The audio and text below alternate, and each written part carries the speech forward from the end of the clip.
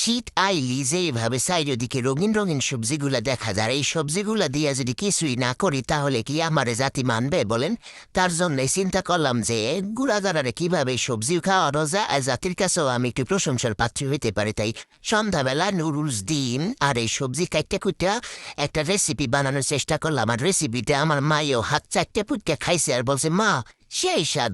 তার জন্য এই যে সিম, বরবটি, আর বরবটি কিন্তু আমি কিনে আনি নাই দোকানদারকে থেকে, 2টা বরবটি আমি হালাত নিয়ে আসছি। তারপরে ফুলকপি, গাজর সবগুলা দিয়া একটা গুটানাটা দিয়া একটু সিদ্ধ বসাই দিছি।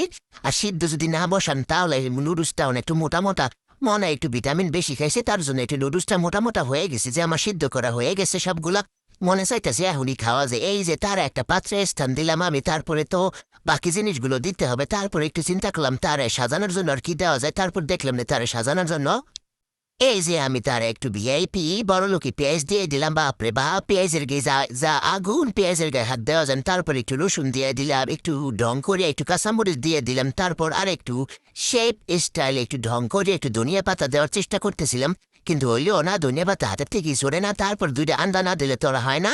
আন্ডা না দিলে তো একটা মাখো মাখো ভাবটা আসবে না, তাদের মনের মধ্যে তো একটু কষ্ট থাকবে যে এত কিছু দিলে 2টা আন্ডা দিলে কি হইতো, আন্ডার দাম কি বেশি নাকি? যাই হোক, বেশি হইলেও তাদের খুশি করার জন্য আমি 2টা আন্ডা দিয়ে মাখো মাখো করে এবার সুন্দর করে তাদেরকে একটু কি বলে ফেসিয়াল করে দেবেন। ফেসিয়াল করেন আর যাই বলেন, তাদের একটু তুষামত করে আমি সুন্দর সুন্দর করে হাত দিয়া নিজের আদর যত্ন করে নিজের হাতে একটু মাখো মাখো কইয়া সুন্দর করে মাইকে দিতেছি। দেখেন একদম এই মাখতে গিয়ে কোনো আলিশ করি নাই, কোনো আলিশ করা যাবে না। মাখতে গিয়ে আলিশ করলে কিন্তু আপনি জোড়া লাগবো না, এই জোড়া যাবে সুইটটা, কিন্তু জোড়া তো আর জোড়ান যাইব। ওই দেন চালাকি করে আমার বইনে এবার একটু ময়দা দিয়ে দিতেছে।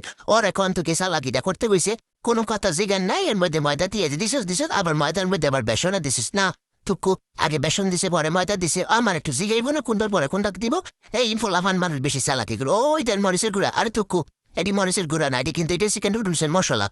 আয় নুডলসের মশলা না দিলে একটু ফ্লেভার দেওয়াইবেন, একটু টেস্টি টেস্টি ভাব যদি না আসেন, মুখরোচক মুখরোচক ভাব আনার জন্য তারা এই মশলাটা দিয়ে দিতে। ওই মশলা মাখানোর পরে তারা আবার কিন্তু ওই যে গরম তেলে কড়া করিয়ে ভাজতে হবে। কড়কড়া করে যদি না ভাজেন তাহলে তো খাইয়ে আপনারা ওয়াক পাইবেন না। তার জন্য কড়কড়া করে সুন্দর করে ভাজবেন। এই দেখেন লাল লাল করিয়া ভাজতে হবে, লাল লাল করিয়া ভাজে তাদেরকে সুন্দর একটা কালারফুল রং এনে দিতে হবে। এই লাল লাল ভাজা দেখে এটা আমার এখন এই যে বয়স দিতেছি, এখনই আমার জিভে কিন্তু পানি এসে গেছে। এই দেখেন ভাজা আমার কমপ্লিট, তার মধ্যে আমার একটা শসা বিলাই আছে, এর মধ্যে কিন্তু 2টা খাওয়া হয়ে গেছে। এই শসা বিলাইয়ের জন্যই এত আয়োজন। সন্ধ্যা হইলেই খালি বলে খাই খাই কি বানামো। যাই হোক, আমার শসা বিলাই খুব সুন্দর করে খাইছে, তার জন্য মনে হয় একটু শান্তি লাগছে যে শসা বিলাই খুব তৃপ্তি সহকারে খাইছে। যে লাল লাল করে ভাইজা দেখেন কি সুন্দর, সাথে 2টা শুকনা মরিচে ভাই জিনিস যাতে একটু ঝাল ঝাল হয়।